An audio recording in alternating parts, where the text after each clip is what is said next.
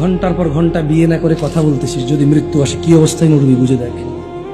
ছোট ভাই আমার, ভাবির পিছে যে ঘুরতেছিস, ওর রুমে যে ঢুকছিস, এই অবস্থা যদি মরে যাস কি হিসাবে মরবি ভেবে দেখ। ছোট ভাই আমার, এখানে সেখানে নির্জনতা খুঁজে বেড়াস প্রেমিকাকে নিয়ে, কি অবস্থায় মরবি বুঝে দেখ।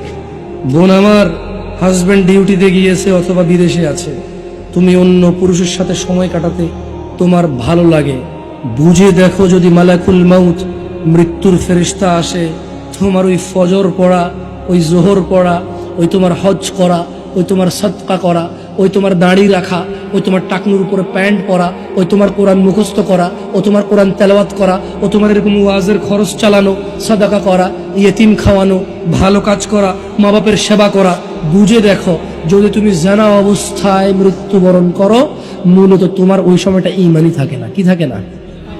না থাকলে কি থাকে মানুষ? কি থাকে?